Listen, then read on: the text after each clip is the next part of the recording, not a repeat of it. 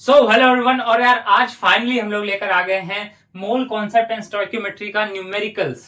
तो यार numerical practice करेंगे, कई सारे अलग अलग टाइप के न्यूमेरिकल्स करेंगे और यार इससे कॉन्सेप्ट क्लैरिटी बहुत ज्यादा बढ़ जाती है। बिकॉज अगर आपको कॉन्सेप्ट क्लियर नहीं है तो आप यार न्यूमेरिकल्स नहीं सॉल्व कर पाओगे। तो यार आज हम लोग कई सारे न्यूमेरिकल सॉल्व करेंगे और साथ ही साथ वेपर डेंसिटी वाला जो कॉन्सेप्ट है, रिलेटिव वेपर डेंसिटी, तो उसको भी हम लोग कवर करेंगे और उस पर भी दो न्यूमेरिकल्स हम लोग कर लेंगे आज।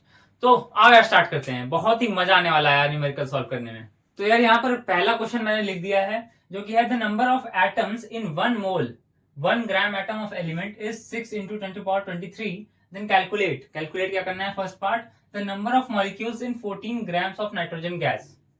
निकालने को क्या बोला है, the number of molecules in 14 grams of nitrogen gas. ठीक है, ये पूछता है।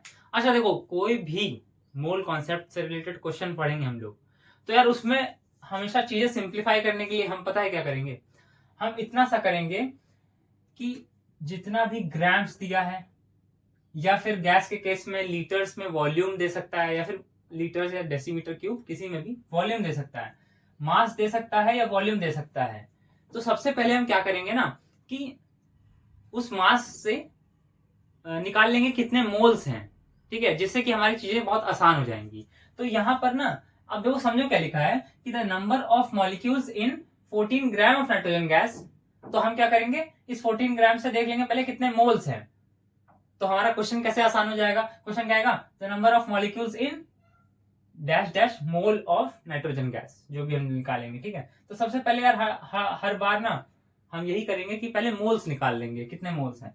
तो यार मोल्स निकालने का हमें सिंपल सा तरीका पता है भाई। देखो, नाइट्रोजन का ग्राम एटॉमिक मास क्या है, gram atomic mass, sorry gram atomic mass नहीं, ग्राम मॉलिक्यूलर मास। तो ग्राम मॉलिक्यूलर मास ऑफ नाइट्रोजन अगर हम देखें तो वो कितना होता है, N2 है। ठीक है, 28 ग्राम्स हो जाएगा, है ना। अब ये बताओ कि इसमें क्या होता है, इसमें 1 मोल ऑफ मॉलिक्यूल्स होते हैं, 1 मोल मॉलिक्यूल्स ऑफ N2। ठीक है, 1 mole of molecules of N2 होंगे इसमें, है ना। देखो 1 मोल मॉलिक्यूल्स का मास 28 ग्राम्स है। तो एक तरीके से देखो 28 ग्राम्स का मास, 28 ग्राम्स में 1 मोल मॉलिक्यूल है। तो 14 ग्राम्स में कितने मॉलिक्यूल्स होंगे, कितने मोल होंगे। तो 1/2, यहां से देखो 28 से 14 आधा हो गया, तो आधे मोल। ठीक है, आधा मोल मतलब half of mole of molecules होंगे। ठीक है, तो बेसिकली यार देखो क्वेश्चन आसान हो गया। क्वेश्चन अब बस इतना सा है कि the number of molecules in 14 ग्राम की जगह the number of molecules in half mole of nitrogen gas, इतना सा पूछ रहा है। यार देखो, अब यहां से हम लोग सिंपल सा निकाल लेंगे कि हाफ मोल में निकालना है, half mole of N2 gas में कितने मॉलिक्यूल्स होंगे ये निकालना है। ठीक है, अच्छा कितने मॉलिक्यूल्स होंगे ये निकालना है। ठीक है, तो सबसे पहले 1 मोल में कितने मॉलिक्यूल होते हैं ये देख लेते हैं। 1 मोल में कितने मॉलिक्यूल होते हैं, 1 मोल में एवोगैड्रो नंबर के बराबर, जो कि यहाँ पे स्टेट किया गया है कि भाई 1 मोल में इतने होंगे। तो मॉलिक्यूल्स इसमें कितने हो जाएंगे, 1 मोल में कितने मॉलिक्यूल्स हैं, तो हाफ मोल में कितने होंगे, हाफ कर दो बस इसका। हाफ मोल में कितने होंगे, तो इसका बस हाफ कर दिया, तो 3 into 10⁻23, ये जो आ जाएगा हमारे पास, ये होगा आंसर। तो basically the number of molecules in 14 grams, यानी कि half mole of N2 would be 3 into 10⁻23। ठीक है, सिंपल एकदम। तो ये हो गया फर्स्ट पार्ट इसका। अब इसका सेकंड पार्ट देखते हैं। अच्छा यार देखो, जो क्वेश्चंस हम लोग कर रहे हैं ये हम कर रहे हैं कंसाइज केमिस्ट्री सेलिना पार्ट 2 से कर रहे हैं। अगर किसी को रेफरेंस लेना हो बुक से तो वो ले सकता है। तो बुक का नाम मैंने बता दिया, कंसाइज केमिस्ट्री सेलिना पार्ट 2। ठीक है, तो यार यहाँ पर हमारा सेकंड पार्ट कहता है कि total number of atoms in 18 grams water. यार फिर देखो वही सिंपल हम लोग करेंगे कि जो ग्राम्स में दिया है, जो मास या वॉल्यूम दिया है, पहले उसको मोल्स में कन्वर्ट कर लेंगे, जिससे हमारी कहानी आसान हो जाएगी। तो हम क्या बोल पाएंगे फिर कि total number of atoms in how much mole of water. ठीक है, इतने मोल्स ऑफ वाटर, तो मोल निकाल लेते हैं। अच्छा देखो, फिर वही बात कि मॉलिक्यूल है, वाटर मतलब मॉलिक्यूल है, तो इसका ग्राम molecular mass, gram molecular mass of water कितना होता है, 18 ग्राम्स होता है, हमें पता है ये। मतलब हम क्या कह सकते हैं कि 18 ग्राम ऑफ वाटर में 1 मोल ऑफ, ठीक है, 1 मोल ऑफ H2O मॉलिक्यूल्स का है, ठीक है। 18 ग्राम्स मास है 1 मोल मॉलिक्यूल्स का। मतलब बेसिकली हमसे पूछ रहा है total number of atoms in 1 mole water molecules, ठीक है। तो 1 मोल, अच्छा 1 मोल वाटर मॉलिक्यूल्स में एटम्स पूछ रहा है। तो क्वेश्चन बेसिकली बॉयल डाउन हो गया है 1 मोल ऑफ H2O मॉलिक्यूल्स में कितने एटम्स होंगे। तो atoms in 1 mole molecules of water. भाई 1 मोल में निकालना, पहले 1 मॉलिक्यूल को निकाल लेते हैं, फिर 1 मोल को निकाल लेंगे। तो 1 मॉलिक्यूल ऑफ वाटर में, 1 मॉलिक्यूल ऑफ वाटर में कितने एटम्स होते हैं? दो H हो गए, 2 हाइड्रोजन, 1 ऑक्सीजन, तो 3। 1 मॉलिक्यूल ऑफ H2 में 3 एटम्स हैं, तो 1 मोल, यानी कि 1 मोल नंबर यहाँ पे क्या दिया है 6 × 10⁻23। इसमें बोला है कि 1 मोल में इतने एटम्स होते हैं। तो देखो 1 मोल यानी कि 6 × 10⁻23 मॉलिक्यूल्स में कितने एटम होंगे। एक में इतना है तो इतने में कितना होगा, तो इसको मल्टीप्लाई कर दिया 6 × 10⁻23 × 3, जो कि आ गया हमारे पास 18 × 10⁻23। ये हमारे पास आ गया आंसर, ठीक है। बहुत ही आसानी से हमने सॉल्व किया। सबसे पहले पूछा था कि 18 ग्राम्स वाटर में कितने नंबर ऑफ एटम्स होंगे, तो हमने कहा 18 ग्राम्स मतलब कितना, तो हमने देखा कि हाँ 18 ग्राम्स ऑफ वाटर मतलब 1 मोल होता है। तो बेसिकली पूछ रहा है कि 1 मोल ऑफ वाटर मॉलिक्यूल्स में कितने एटम होंगे। तो 1 मोल तो बहुत बड़ा नंबर होता है, बहुत सारे एटम्स होते हैं 1 मोल में। 1 मोल में बहुत सारे मॉलिक्यूल्स होते हैं। कितने मॉलिक्यूल्स होते हैं? इतने। तो बेसिकली इतने मॉलिक्यूल्स में निकालना था, लेकिन हमने कहा इतने मॉलिक्यूल्स में निकालना है, पहले एक मॉलिक्यूल में निकालें। तो एक मॉलिक्यूल ऑफ H2O में 3 एटम्स होते हैं, तो हमने इतने मॉलिक्यूल्स में कैसे निकाल लिया, मल्टीप्लाई कर दिया, ठीक है। एक में इतना होता है तो इतने में कितना होगा, यूनिटरी मेथड लगा दिया, 18 × 10⁻23 आ गया, ठीक है। तो ये हो गया हमारा सेकेंड पार्ट। अब थर्ड पार्ट देखते हैं। तो ये यहाँ पर हमारा थर्ड पार्ट कहता है कि the number of chloride ions in 111 grams of anhydrous calcium chloride, ठीक है। तो कैल्शियम क्लोराइड का पहले तो मॉलिक्यूलर मास देख लेते हैं। देखो उसी तरह फिर से चलेंगे, पहले निकालेंगे कि अच्छा ये कितने मोल्स की बात कर रहा है। ये जो ग्राम्स में देकर पूछ रहा है ना, ये कितने मोल्स हैं, उससे पता लग जाएगा कि एक्चुअल में इतने ग्राम्स और इतना मास की जगह हमें मोल्स पता लग जाएंगे कि अच्छा number of chloride ions in some mole of calcium chloride. तो वही मोल निकाल लेते हैं, कितने मोल की बात कर रहा है, इतने मास से हम कितने मोल को रेफर कर रहे हैं, कितने मोल ऑफ कैल्शियम क्लोराइड को रेफर कर रहे हैं। तो सबसे पहले यार वही फिर से, कोई अगर मॉलिक्यूल है तो उसका ग्राम मॉलिक्यूलर मास ऑफ, देखो ग्राम मॉलिक्यूलर मास है क्या, वैसे तो पिछले वीडियो में बताया है, बट यहाँ फिर से देख लो कि देखो एक एटम का या फिर सॉरी एक मॉलिक्यूल का मास जो होता है ना, जैसे वाटर मॉलिक्यूल है उसके एक मॉलिक्यूल का मास 18 AMU होगा।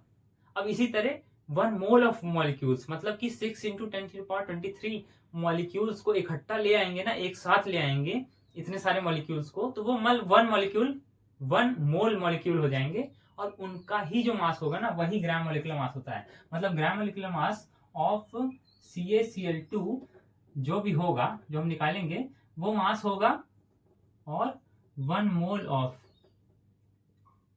Molecules of CaCl2। तो आप बात समझ पा रहे हो ना कि gram molecular mass of CaCl2 equals to 1 mole of molecules of CaCl2 का mass of 1 mole of molecules of CaCl2, ठीक है। यहाँ पर एक कॉन्सेप्ट क्लैरिटी दे दी मैंने।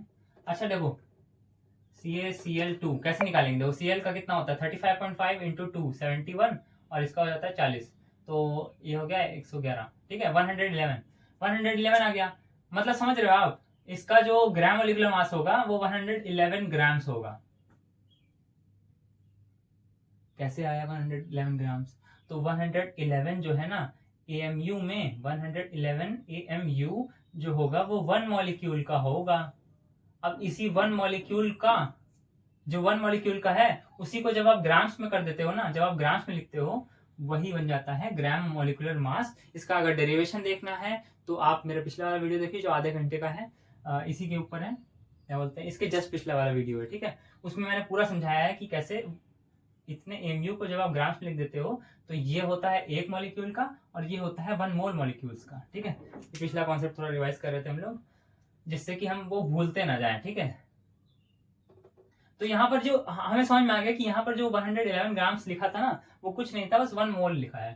ठीक है, मतलब समझ रहे हो कि ग्राम मोलिकुलर मास ऑफ CaCl2 क्या है, 111 ग्राम, मतलब 111 ग्राम्स ऑफ CaCl2 होगा 1 मोल मॉलिक्यूल्स ऑफ CaCl2, मतलब 1 मोल का पूछ रहा है। यहाँ पे क्वेश्चन सिंप्लीफाई कैसे हो गया, the number of chloride ions in 1 mole of anhydrous calcium chloride. इतना समझ में आ गया हमें, तो हम यहाँ पे अब इसको कर लेते हैं। ठीक है, यहाँ पे इतना लिख देता हूं मैं। अब देखो पूछ रहा है number of chloride ions in 1 mole of इतना, हमें क्या निकालना है, to find chloride ions in 1 mole CaCl2। तो 1 मोल मतलब बहुत बड़ा नंबर हो गया, उतने सारे मॉलिक्यूल्स में क्लोराइड आयंस निकालने से अच्छा पहले एक में तो निकालो, एक मॉलिक्यूल में कितना होता है, 1 molecule of CaCl2, 1 molecule of CaCl2, chloride ions in 1 molecule of a. तो भाई देखो CaCl2 कैसे ब्रेक होता है, Ca2 प्लस और Cl2 माइनस 2 बार होते हैं, Cl माइनस 2 बार होते हैं। ठीक है, तो एक मॉलिक्यूल में 2 क्लोराइड आयंस होते हैं, तो यहाँ पर 2 आ जाएगा। ठीक है, तो एक मॉलिक्यूल में 2 क्लोराइड आयंस हैं, तो हमें कितना निकालना है, 1 मोल मॉलिक्यूल में कितना होगा, 1 मोल ऑफ मॉलिक्यूल्स में 1 मोल ऑफ मॉलिक्यूल्स मतलब 6 इंटू, यहाँ पे दिया हुआ है number 6 into 10 to the power 23। अच्छा यहाँ पे 6 इंटू 10 टू पावर 23 क्यों लिया, 6.02 वो पूरा नंबर क्यों नहीं लिया भाई, सिंप्लीफाई करने के लिए क्वेश्चन में पहले ही दे दिया कि the number of atoms in 1 मोल, मतलब एक मोल में जितनी यूनिट्स होंगी ना इतनी होंगी, उसने पहले बता दिया कि 1 मोल में कितनी यूनिट्स होंगी, इतनी होंगी। तो यहाँ पर हमने 1 मोल ऑफ मॉलिक्यूल्स मतलब इतने इतने नंबर ऑफ मॉलिक्यूल्स, तो इतने मॉलिक्यूल्स में कितना होगा, एक में 2 था तो इतने में कितना होगा, तो 6 into 10 to the power 23 into 2 हो जाएगा, जो कि आ जाएगा 12 इंटू 10 टू द पावर 23, ऐसे आ जाएगा हमारे पास आंसर। ठीक है, तो दिस इज द थिंग। यहाँ पर पहला क्वेश्चन हमने कर लिया जिसके 3 पार्ट्स थे। हर बार देखो सिंपल हमने यही किया है, देखो हर बार हमने सिंपल यही किया है, जितना भी मास दिया था पहले देखो उस मास में कुछ कुछ पूछ रहा था, हमने कहा ये मास है क्या, कितने मोल्स हैं। अब हम समझ में आया, क्वेश्चन ब्रेक डाउन हो गया, क्वेश्चन सिंप्लीफाई हो गया कि अच्छा तुम ये पूछ रहे थे कि इतने मोल्स में कितना होगा, तो एक मोल का पता है, एक मॉलिक्यूल का पता है, तो इतने एक मोल का पता हो जाएगा, तो इतने मोल का निकल जाएगा। ठीक है, जैसे यहाँ पर सबसे पहले इसको डिफाइन किया, अच्छा ये एक मोल के बराबर होता है, मतलब एक मोल में पूछ रहा है, तो एक मोल पूछ रहा है, पहले एक मॉलिक्यूल निकाल लो फिर एक मोल मॉलिक्यूल निकाल लेना। ठीक है, तो दिस वाज द थिंग, बहुत ही इजीली हमने समझ लिया है। और अब बढ़ते हैं हम, देखो ये जो क्वेश्चन था बहुत ही सिंपल था, बट स्टार्ट करने के लिए ऐसा क्वेश्चन लेना जरूरी है जिससे कि कॉन्सेप्ट जो है धीरे धीरे बिल्डअप हो, धीरे धीरे। ठीक है, अब इसके बाद हम थोड़ा सा अच्छा क्वेश्चन लेंगे, इसी तरह हम लेवल बढ़ाते जाएंगे। ठीक है, चलो यार सेकंड क्वेश्चन देखते हैं। तो यार यहाँ पर हमने 2 क्वेश्चंस लिख लिए हैं। ठीक है, नेक्स्ट हमारे 2 क्वेश्चंस है, दोनों सिमिलर टाइप के क्वेश्चन है इसलिए एक साथ लिख दिए हैं। ठीक है, यहाँ पर देखो क्या लिखा है कि how many moles of NaOH are present in 160 grams of it. ठीक है, हम पूरा बेसिक से ही चलेंगे। ठीक है, अगर कोई मॉलिक्यूल है तो सबसे पहले उसका ग्राम मॉलिक्यूलर मास लिखेंगे। देखो मास को मोल्स से कनेक्ट करने की जो चीज है ना, वो ग्राम मॉलिक्यूलर मास ही तो है, क्योंकि ग्राम मॉलिक्यूलर मास होता क्या है, ग्राम मॉलिक्यूलर मास है 1 मोल ऑफ मॉलिक्यूल्स का मास। ठीक है, यहाँ पे देखो चीजें समझ में आ जाएंगी। ठीक है, अभी डायरेक्ट फॉर्मूला भी दिखा दूंगा, बट पहले हम लोग कॉन्सेप्ट समझ लेते हैं। देखो ग्राम मॉलिक्यूलर मास, यहाँ पर मॉलिक्यूल की बात हो रही है ना, एक मॉलिक्यूल ही तो है, तो मॉलिक्यूल ऑफ अ कंपाउंड है। ग्राम मॉलिक्यूलर मास ऑफ NaOH क्या होगा, मतलब 1 मोल मॉलिक्यूल्स का मास, जो कि हमारा AMU वाले को ही ग्राम में कर देंगे। AMU वाला पहले निकालो, Na क्या है 23 हो जाता है Na का। ठीक है, प्लस 16 प्लस 1 16 हो जाएगा O का, और H का हो जाएगा 1, तो ये 17 40 हो जाएगा 40। ठीक है, तो 40 AMU 1 मॉलिक्यूल का होता है, तो 1 मोल मॉलिक्यूल का कितना होगा, वही बस ग्राम लगा दो यहाँ पर। ठीक है, तो 40 ग्राम्स, भाई 40 ग्राम्स है gram molecular mass of NaOH, यानी कि 1 mole molecules of NaOH, 1 mole of molecules of NaOH हमारे पास उनका मास क्या है 40 ग्राम्स। तो यहां से ऐसे चलते हैं, देखो how many moles of NaOH ना, ठीक है यहां से उल्टा चलना पड़ेगा, ऐसे देखो 40 ग्राम्स में 1 मोल ऑफ NaOH है, 1 मोल मॉलिक्यूल्स ऑफ NaOH है। 1 ग्राम्स में क्या होगा 1/40 moles of NaOH, moles of molecules of NaOH। तो 160 ग्राम्स में क्या होगा, तो 1/40 इंटू, यहाँ पे देखो 160 ग्राम्स में कितना मोल होगा, तो 1/40 इंटू 160 ग्राम्स, सॉरी इतने मोल्स, ठीक है। तो यहाँ पर ये कट जाएगा तो 4 आ जाएगा, तो बेसिकली 4 मोल्स ऑफ NaOH, ठीक है 4 मोल्स ऑफ NaOH है 160 ग्राम्स ऑफ इट में, ठीक है। यहां पे समझ गए हम लोग। अच्छा इसका एक डायरेक्ट फॉर्मूला भी है, नंबर ऑफ मोल्स अगर आपको निकालने हैं ना n, तो वो होगा given mass upon gram molecular मास, ठीक है। गिवन मास क्या था 160 अपॉन मॉलिक्यूलर मास क्या है ग्राम मॉलिक्यूलर मास 40, ठीक है, डिवाइड कर दो 4 आ जाएगा, ठीक है, सिंपली हो गया। तो यहाँ पर आप समझ गए डायरेक्ट फॉर्मूला ये होता है कि नंबर ऑफ मोल्स निकालना है अगर, तो given mass of the substance upon gram molecular मास। अगर वो सब्सटेंस मॉलिक्यूल है तो ग्राम मॉलिक्यूलर मास हो जाएगा, अगर वो एटम होता तो यहाँ पर हो जाता ग्राम एटॉमिक मास, ठीक है, सिंपल है एकदम। लेकिन देखो कॉन्सेप्ट से चलोगे तो आपको ये नहीं करने की जरूरत पड़ेगी, हालांकि इसको आप कर सकते हो अगर आपको क्विकली आंसर लाना है, बट इसका अगर इसकी क्लैरिटी अगर है आपको तो आप कभी गलत नहीं करोगे और आपको फॉर्मूला भूलने का डर नहीं रहेगा कि मैं फॉर्मूला ना भूल जाऊं, ठीक है। यहाँ पर अब देखो दूसरा क्वेश्चन देखते हैं कि what is the mass in grams of 2.5 moles of slaked lime. देखो सिंपल फिर वही चलेंगे हम लोग, मॉलिक्यूल दिया है ना तो ग्राम मॉलिक्यूलर मास लेंगे, क्योंकि मोल्स को मास में से कनेक्ट करने का और मास को मोल्स से कनेक्ट करने का तरीका हमारे पास ग्राम मॉलिक्यूलर मास ही होता है, ठीक है। तो फिर से देखते हैं gram molecular mass of CaOH whole twice क्या होगा। भाई AMU वाला निकालते हैं, एक मॉलिक्यूल का निकालते हैं उसी में ग्राम्स लगा देंगे, तो Ca का कितना होता है 40 और प्लस इसको 2 से मल्टीप्लाई करना है ना, तो 16 + 1 को 2 से मल्टीप्लाई कर दो मतलब 17 × 2 34, और ये 74 ग्राम्स जो होगा ना 74 AMU एक मॉलिक्यूल का होगा, 74 ग्राम्स हो जाएगा 1 mole molecules of CaOH whole twice का, ठीक है। तो यहाँ पर ऐसे हमने निकाल लिया, तो 74 ग्राम्स क्या है 74 ग्राम्स है ग्राम मॉलिक्यूलर मास, यानी कि 1 mole of molecules of CaOH whole twice, इसका मास क्या है 74 ग्राम्स। तो 2.5 मोल्स का कितना होगा, एक मोल का इतना है, 2.5 मोल्स का कितना होगा 2.5 मोल्स का कितना होगा, तो 74 × 2.5 कर देंगे। अच्छा सिंपल हम लोग ऐसे कर देते हैं, देखो 74 × 5/2, तो 2 से यहाँ कट गया, ये 37 हो गया, आ जाएगा, तो 185 ग्राम्स आ जाएगा हमारे पास आंसर, ठीक है। ये इस तरीके से सॉल्व कर लिया हमने।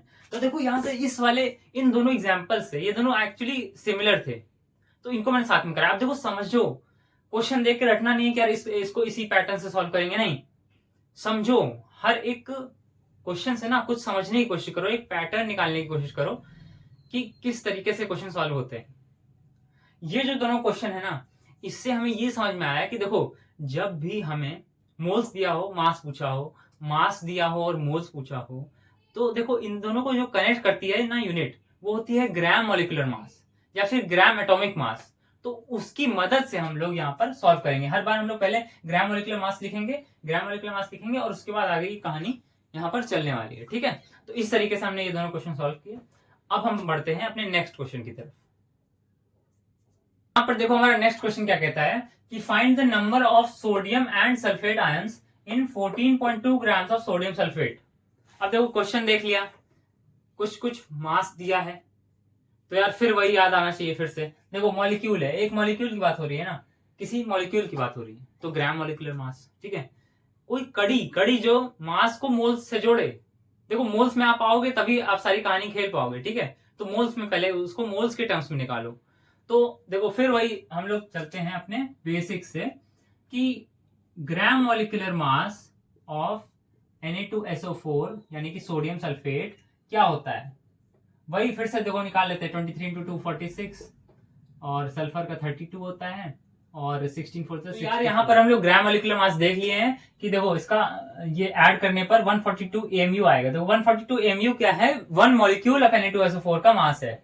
तो 142 ग्राम्स में ग्राम मॉलिक्यूलर मास हो जाएगा। ग्राम मॉलिक्यूलर मास क्या होगा, 142 ग्राम्स। ठीक है, तो यहाँ पर हम लोग इसको बता देते हैं।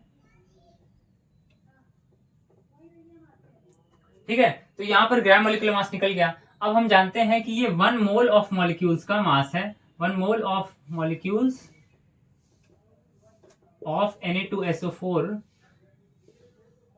इसका मास है 142 ग्राम्स, ये हमें पता है। ठीक है, find the number of sodium and sulphate ions in 14.2 grams. ठीक है, तो देखो 142 ग्राम्स मतलब 1 मोल ऑफ ये। ठीक है, पूरा लिख देते, पूरा नहीं लिखते, 1 मोल। ठीक है, 142 ग्राम्स मतलब 1 मोल। तो 14.2 ग्राम्स का मतलब क्या होगा, 10 से डिवाइड कर दिया मतलब 1/10 मोल। मतलब क्वेश्चन और आसान हो गया कि find the number of sodium and sulphate ions in 1/10 mole of sodium sulphate. ठीक है, तो अब कहानी और ज्यादा आसान हो गई हमारे लिए। तो यहां पर साइड में हम लोग लिख लेते हैं जो पूछा है हमसे। तो बेसिकली अब हमारा जो टू फाइंड है, टू फाइंड वो चेंज हो गया। टू फाइंड क्या है, निकालना है number of sodium and sulphate ions in 1/10 मोल। ठीक है, इन 1/10 मोल ऑफ Na2SO4। उसके लिए पहले 1 मोल में देखना पड़ेगा, उससे पहले 1 मॉलिक्यूल में देखना पड़ेगा। तो देखो स्टार्टिंग से चलते हैं, पहले देखते हैं 1 मॉलिक्यूल। 1 मॉलिक्यूल में 1 मॉलिक्यूल ऑफ Na2SO4 में कितने सोडियम और सल्फेट आयंस होंगे। तो देखो सोडियम सल्फेट कैसे ब्रेक करता होगा, आयनाइज कैसे होता होगा। तो Na प्लस के 2 होते होंगे और SO4 2- का 1 होता होगा।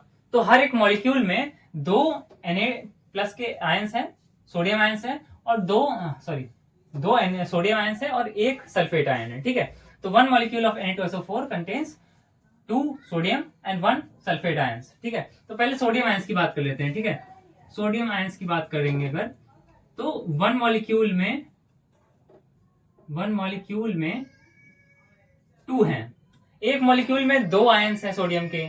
फिर उसके बाद हमसे पूछा है 1/10 मोल में, तो पहले 1 मोल में निकालते हैं। ठीक है, तो 1 मोल ऑफ मॉलिक्यूल्स में कितने होंगे, मतलब एवोगैड्रोस नंबर से मल्टीप्लाई कर देंगे इसको। ठीक है, ये 1 मॉलिक्यूल मोल का आ गया। अब 1/10 मोल का क्या होगा, तो इसी वैल्यू को 10 से डिवाइड कर देंगे, मतलब 2/10 इंटू Na यानी कि 6 इंटू 10⁻23 6.02 इंटू 10⁻23। ठीक है, तो यहां पर क्या हो जाएगा ये, तो देखो एवोगैड्रोस नंबर क्या होता है, 6.02 इंटू 10⁻23।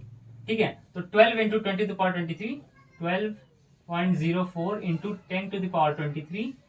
ठीक है, तो यहाँ पर 10 से डिवाइड भी हो रहा है, तो ये पॉइंट यहाँ पे लग जाएगा। ठीक है, तो 1.204 इंटू 10⁻23 इतने सोडियम आयंस है। ठीक है, अब हम लोग यहाँ पर साइड में ये भी कर लेते हैं नंबर ऑफ सल्फेट आयंस। तो देखो फिर से वही सल्फेट आयंस के लिए देखते हैं कि सल्फेट आयंस के लिए क्या होगा इसमें। सल्फेट आयंस के लिए तो देखो 1 मोल ऑफ 1 मॉलिक्यूल में कितने होंगे, 1 मॉलिक्यूल में 1 सल्फेट आयन होगा। देखो 1 मॉलिक्यूल सोडियम सल्फेट में 1 सल्फेट आयन होगा। 1 मॉलिक्यूल में 1 सल्फेट आयन है, SO4-2 आयन। ठीक है, तो ये 1 मोल में कितना होगा, 1 मोल में होगा अपना वही एवोगैड्रोस नंबर से मल्टीप्लाई कर देंगे, तो 6.02 इंटू 10⁻23 सल्फेट आयंस हो जाएंगे इसमें। तो 1/10 मोल में कितना होगा, क्योंकि क्वेश्चन में तो 2 फाइंड में देखो 1/10 मोल है, तो 1/10 मोल में कितना होगा, तो इसी को हम लोग 10 से डिवाइड कर देंगे, यानी कि 6.02 इंटू 10⁻22। यहाँ पर एक 10 कम कर दिया। ठीक है, तो ये आ जाएगा हमारे पास आंसर। तो पूरी कहानी समझ में आई, कैसे हमने जोड़ा, कैसे हमने कनेक्ट किया उस मास को, पहले इस मास को इससे निकाला कि कितने मोल की बात कर रहा है। अच्छा, इतने मास की बात कर रहा है तो कितने मोल की बात कर रहा है, तो हमने देखा कि ये 1/10 मोल की बात कर रहा है। अच्छा, 1/10 मोल में आयंस निकालने हैं, तो उसके लिए पहले 1 मोल में तो पता हो, उसके लिए पहले 1 मॉलिक्यूल में तो पता हो, तो पहले 1 मॉलिक्यूल में निकाल लिया कि भाई 1 मॉलिक्यूल ऑफ Na2SO4 में 2 सोडियम आयंस और 1 सल्फेट आयन होगा।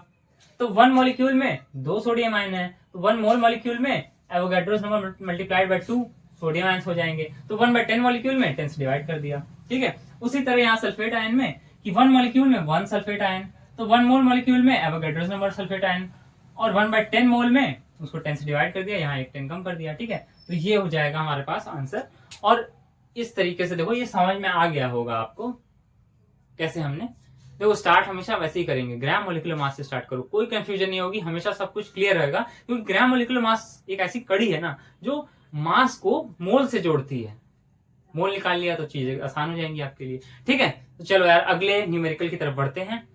कॉन्सेप्ट है ना बहुत ही इंटरेस्टिंग है एक्चुअली। देखो नेक्स्ट जो न्यूमेरिकल है हमारे वो इसी कॉन्सेप्ट पर बेस्ड है, रिलेटिव वेपर डेंसिटी के। तो पहले रिलेटिव वेपर डेंसिटी समझ लेते हैं क्या है। बहुत ही सिंपल है, बहुत इंटरेस्टिंग है। देखो क्या है रिलेटिव वेपर डेंसिटी, क्या है the ratio between the masses of equal volumes of gas और एंड वेपर, गैस और वेपर कुछ भी हो सकता है, and hydrogen under the same conditions of temperature and pressure.